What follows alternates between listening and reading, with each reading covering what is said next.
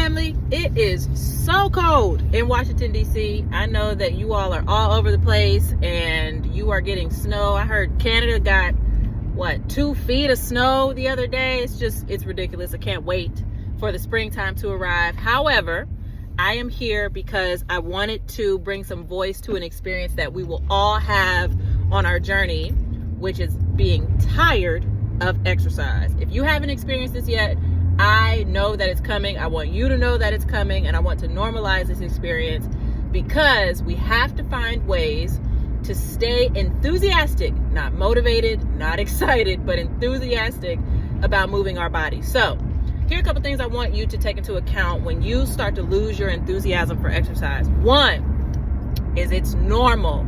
It's going to happen. It's like any relationship. It's like any job. This is the same idea. It becomes a part of your lifestyle. And as it's a part of your lifestyle, as movement is a part of your lifestyle, it's something that you won't always be excited about. So we have to find ways, like I mentioned, to stay engaged. So one of the ways that I will recommend you stay engaged is to actually take some time off, right? If you've been exercising, this is not necessarily a tip for beginners, but truly for intermediates and advanced. So if you've been training for longer than, I'd say, maybe 8 months to a year, I'll recommend you take some time off, some intentional time away from the gym, movement for joy only. I'll call it pure joy time.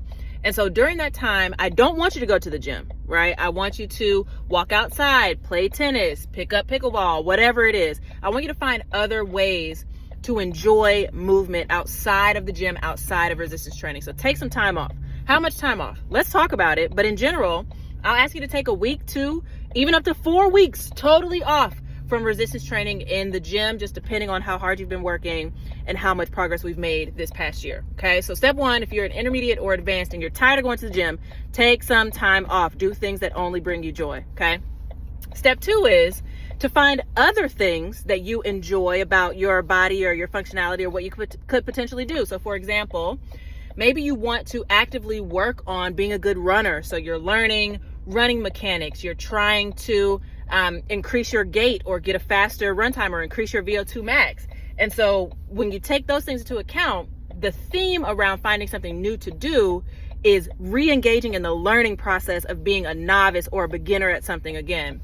So for example, maybe we have maxed out your enthusiasm for resistance training with weights in the gym. So maybe now we want to work on body weight calisthenics, right? Maybe we want to work on things like handstands, which I know sounds completely strange, or we want to work on chest to deck push-ups, right? Or we want to work on your ability to hang and control your body weight from a bar. Or maybe we want to pick up a new sport.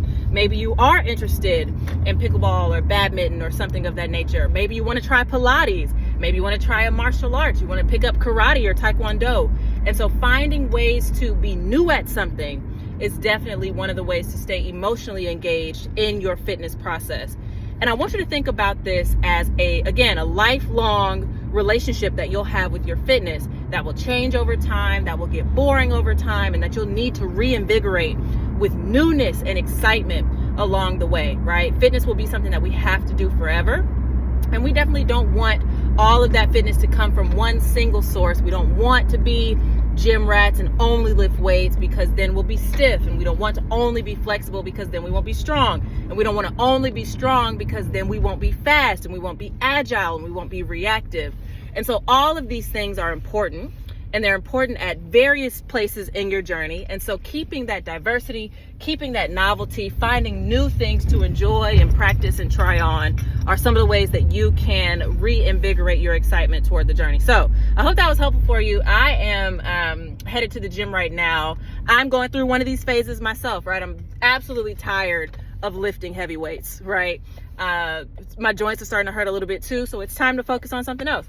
And with that something else focus, a couple of things that I've been really interested in are, like I mentioned, calisthenics. Like I'm working on my handstand right now, and I want to work on strict pull-ups, and I want to work on, cool stuff like L hangs and planches and things of that nature. So working on controlling my body weight. So that's what I'm going to go into the gym and do today. And I'm excited about that. And I think that's the theme here. You want to, when you lose your enthusiasm, you want to introduce things that you would be excited to try on. Okay, so I hope this video was helpful for you. Permission, number one, to take some time off, but then two, some thought process around what might need to shift in the event that this happens, when this happens to you. All right, you have a wonderful week. I'll talk to you soon.